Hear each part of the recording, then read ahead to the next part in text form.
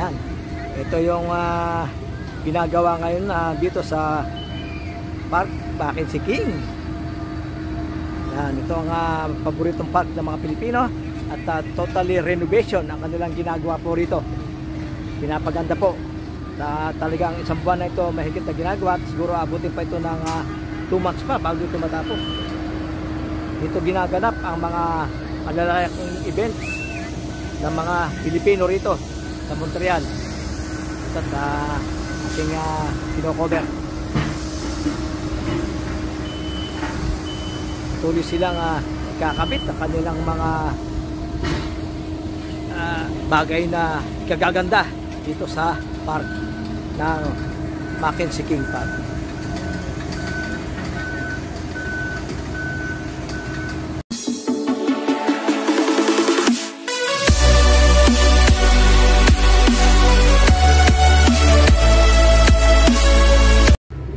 Hello guys, magandang umaga sa inyong lahat dito sa Montreal at magandang gabi sa atin sa Pilipinas.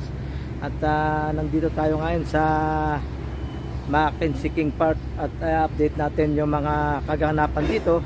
At malaking renovation itong ginaganap ngayon dito sa Mackenzie King Park dito sa Montreal at ating isisilipin. Samahan nyo ako. Nga pala, at babati muna tayo sa ating mga supporters. Maraming salamat po sa lahat ng subscriber, sa mga bagong subscriber. Maraming salamat po. Lalo dyan kay JR Doria TV. Maraming salamat sa iyo. Kay Ma'am Ederlyn, yan. Kay Diana ng Dublin. Maraming salamat sa suporta nyo. Hindi nyo ako pinababayaan. At kay Grandpap TV. Maraming salamat po sa suporta. So guys, ito na, andito tayo ngayon sa patuloy na pagpapaganda dito sa Mackenzie King Park na malapit sa amin. At dito ginaganap parati yung mga malalaking events ng mga Pilipino dito sa park na to.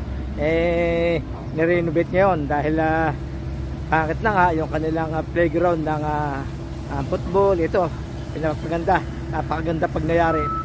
At ng mga naglalakay hambak nandito at patuloy sila sa kanilang paggawa. Ito, iikot tayo doon sa kabila. Ikutan natin para makita nyo lahat. At nandito tayo sa likod ng monumento ni Rizal. Yan. Ito nga pala yung monumento ni Dr. Jose Rizal, ating pambansang bayani, si Gat Jose Rizal. Ayan. Andito tayo sa sarap niya. Ayan.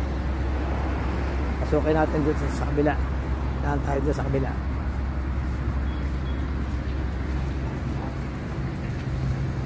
Itong park na to, ito ang paboritong puntahan ng mga Pilipino rito. Yung lalo nga yung summer, tuwan-tuwa sila rito mag barbecue, mag picnic. Ayan, simula umaga nandito sila, lalo pagka weekends. Yan, nandito na sila. Mga nahihilig mag-inom, yan, nandito sila. Yan, isang kakilala ko parating nandito. Maganda rito at maliwalas at maraming puno. Ikot tayo doon sa kabila mga pare ko para makita natin ang sitwasyon dito. Noong nakaraang buwan kinontent na natin to nakita natin na nag-uumpisa pa lang sila ng paghuhukay. Ito na napakalaking project nila ngayon dito. Talagang papagandahin. Dapat naman talagang pagandahin dahil tagal na, luma na, hindi gaano maganda at napapabayaan din. Ngayon nasikaso na nila. Ayan. Yan ang backbone. Nagdurukay sila. Yan. Siguro pag nangyari nito, nandun ang plano sa harap yung kaninang pinakita ko sa inyo. At ano yung hukay pa nila rito. Ganda ng field na to pag nagawa. Kasi napakaluwag dito eh. Kaya maganda. Ikot pa tayo doon sa kabila. Maluwang din to. Kaaya-aya to sa lahat ng taga rito sa Coordinates Plaza. Ayan. Sa lahat ng nasasakupan ng Coordinates, talagang pag nagawa to, napakaganda. Kasi napakaluwag. Maraming pupunta rito na mga mahihilig mag-picnic. Ayan.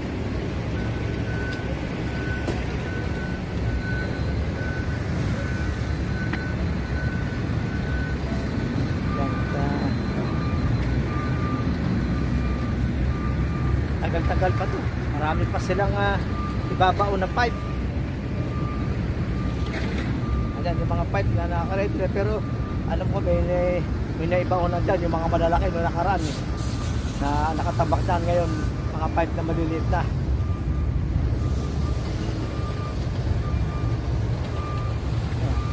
Ayan, kami pang tinambak na buhangin dyan. Yan pag natapos, green na green, lalatagan nila yan ng parang yung carpet na madamo. Yun ang gagawin nila dyan. Ay, di bakod pa pala. Ayan o, ganda to.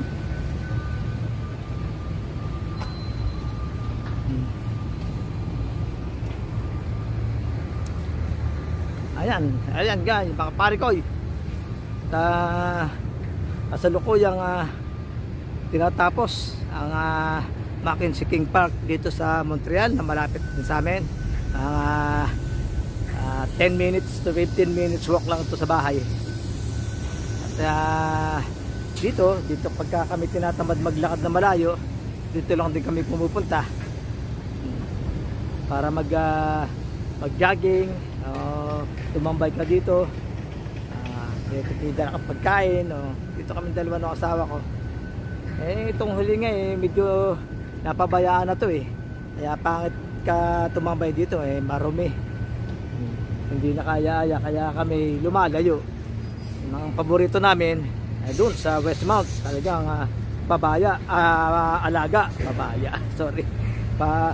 alaga yung Westmount Park doon sa Park King George. Talaga namang napakaganda, malinis, sariwang-sariwa ang hangin, walang pollution, walang naninigarilyo doon, bawal. Dito kasi mga naninigarilyo, wala rin disiplina, papuro pasaway. Yung mga upos na sigarilyo nagkaalat ka sa kalsada, dito sa park. Mababa ang ano ng batas dito sa mga naninigarilyo. Hindi maganda. Ikot pa tayo doon sa harap para doon tayo lumabas sa kabila. Tagal pa to, siguro abutin pa to na mga 2 months bago matapos. Ikot pa tayo dyan.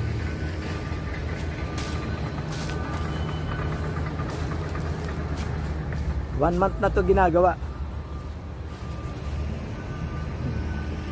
Ikot pa tayo.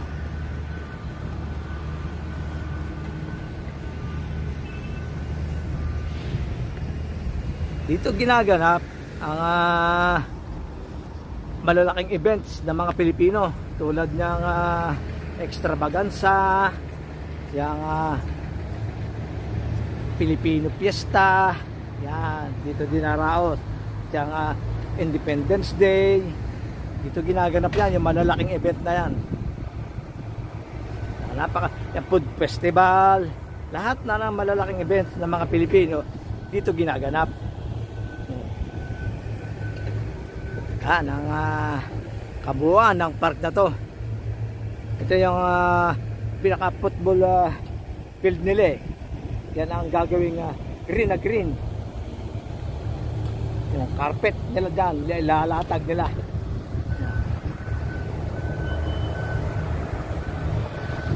Dapat naman talagang isaayos nila to kasi marami nagpupunta rito. Hindi lang naman mga Pilipino, lahat ng mga lahing nandito nagpupunta rito. So tumatambay. Ayan, kanilang sinasaayos muli ang Mackenzie King Park. Talaga naman pag nagawa ito tutuwa ang mga taga rito sa Montreal.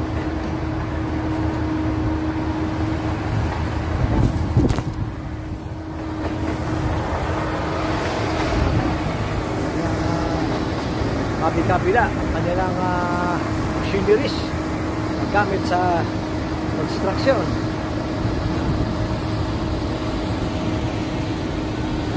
Ayan mga parigoy, pagka ito'y natapos, hanggang unang-una tayo pupunta rito. Marami silang pipe na binabaon ka sa gilid. Siyempre hindi pagka umuulan hindi sila magbaha. Saka pala at ang degrees natin ngayon dito mainit pa rin. At sa weather, nag-check ako ng weather kanina heat warning ngayon 34, mapakayat ng 42 maya-maya ng alas 2. At ito nakakaraang linggo sobra init, inaabot kami rito sa Montreal ng 46 degree. Napakainit talagang. Hindi ako makalabas minsan kasi bawal sa akin yung sobrang init, kasi gawa nga ng vertigo ko, sumusumpok pag sobrang init. Bawal kasi ito sa mainit, bawal sa malamig, kaya mahirap. At halo pa nung isang araw nag thunderstorm naman, talagang binaha ang ibang parte dito sa Montreal dahil sa lakas ng ulan. Ganon dito kasi pagka napakalakas ng ulan, talagang maraming lugar din ang mababa na binabaha. Talagang hindi sila nakakaligtas. Kaya yung nakarang nakita nyo na pinost ko dyan sa Facebook, talagang bahang-baha. Yung mga tulay dyan dyan sa may along Dicari, mabababa, talagang lumubog. Maraming sasakyan ang nalubog nung isang araw. Ayan, ito ang basketball court dito. Ayos pa naman tong basketball court, maganda pa naman. Pagka weekend, talagang maraming tao rito. Ayan, mga kabataan dito naglalaro. Ayan, at patuloy silang nag-operate ng kanilang backhoe, kanilang bulldozer na at napakatindi ng init rin. Ibang klase rin uminit kasi dito, masakit sa balat at saka madaling makasunog. Yan, ito pala ay babakuran. Yan ang nagtatayo ng mga poste sa gilid. Yan, yan o, maraming poste silang tinatayo. Maganda to, babakuran ito ng gusto palibot. Ito talaga pag nagawa. Ayan, yung mga parko, yung maganapan dito sa Montreal, yung malapit sa amin, nare-renovate itong malaking park din dito sa Montreal. Ito ang isang park na paborito ng mga Pilipino puntahan. Maraming park dito sa Montreal. Bawat lugar dito may park. Bawat barangay may park. Yan, nakakatuwa. Yan, dito sa lugar na to, itong space na to, yan, dito sila nagkakana ng mga pagkami events. Ang mga Pilipino, yan, may kumakaway doon. Yan, maluwang to. At itong summer, napakaraming events dito ng mga Pilipino. At susunod ng extravaganza na yan. Maraming yun naman Pilipinong matutuwa pag nandito yan. Minsan may invite ng mga artista na pumupunta rito, mga artista Pilipino.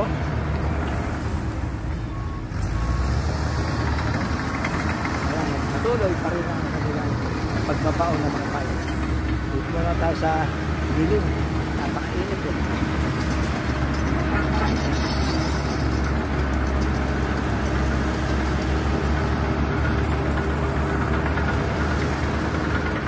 Matagal pa rin ha. Kasi yung unang October ko to eh, nagbuhukay pa lang sila eh.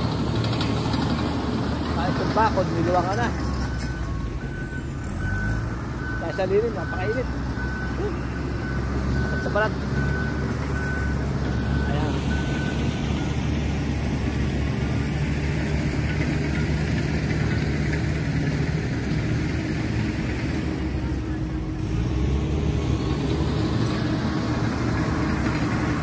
Sa mga bagong papasok po sa aking channel, Parikoy Vlog, huwag niyo po kalimutang mag-subscribe. Pakiclick na rin po ang notification bell para na sa ganon ay lagi ko yung updated sa aking mga panibagong videos na ating gagalugarin itong lugar ng Montreal. Marami na tayong na cover up na mga nagtutuntang pasyanan dito. At sa mga bagong pasok, pakivisit po ang ating mga old videos at para mapanood nyo ang ating mga recover na magagandang pasyalan dito sa Montreal. Saka itong weekend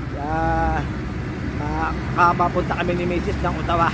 Yan, maganda rin doon. Yan po ang capital ng Canada, yung Ottawa. Yan po ang parliament, yung kumbaga sa Pilipinas ay Malacanang. Yan, yan po sa Ottawa. Atin po papasyalan ulit yan.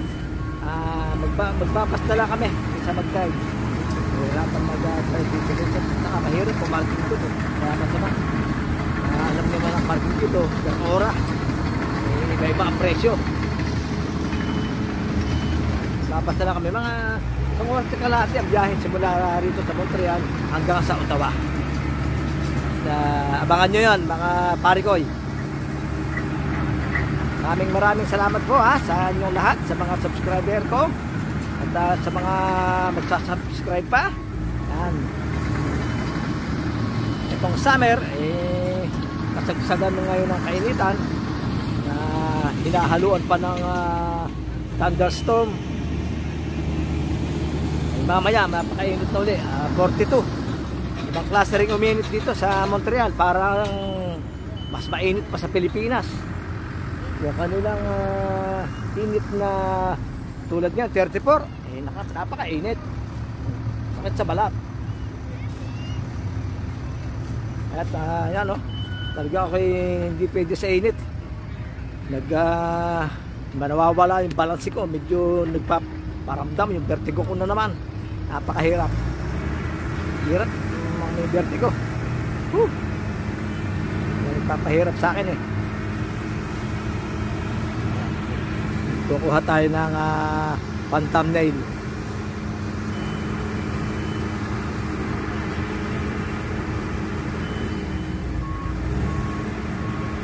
Yan. At maraming estudyante na dumating dito na pupunta sa dito sa park. Kuha natin sandali. Yan mga estudyante. Saglit lang natin kunat na tawal kuha na ng mga bata.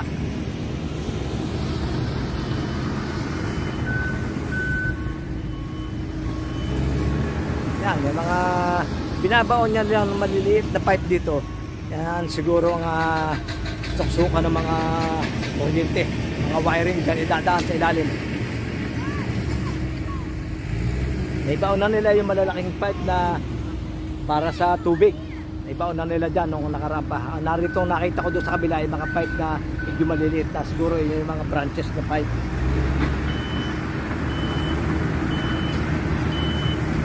Kung darating na mahaba-haba pa rin naman ang summer namin at hanggang ano pang buwan, July, August. Yan, is coming August, maraming events na magaganap dito sa Montreal. Dito sa malapit sa amin.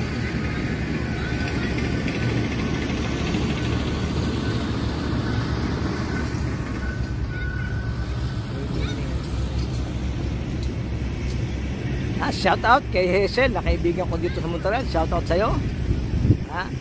Dito kay sa aking mga Kabatangas. Kabayan Argel. Lumipat na siya dyan sa malayo-layong mga lugar. Saka dito silang bahay doon. Layo dito. Mga 1.5 hour ata. Hanggang nalipatan. Mula dito.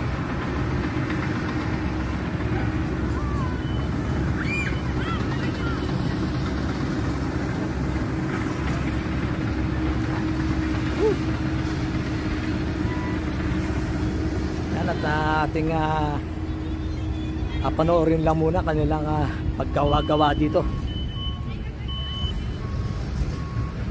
Ay, oo nga, pipe nga ito ng kuryente itong nilalagay nila. Ayan o, yan, tinipat na doon sa may poste. At saka mga poste ng ilong nito babaguhin din, papalitan ng mas maganda. Tama ako, tama.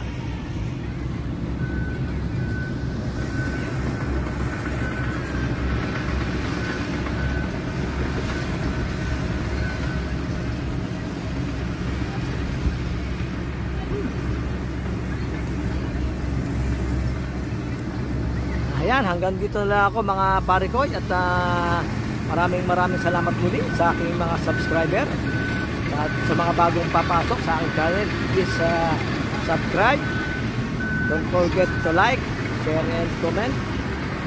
Maraming salamat po sa mga sumusuporta sa akin.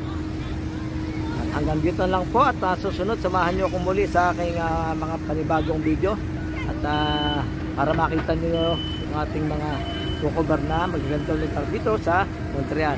Okay, hanggang dito lang mga pare ko. Maraming salamat. Bye-bye.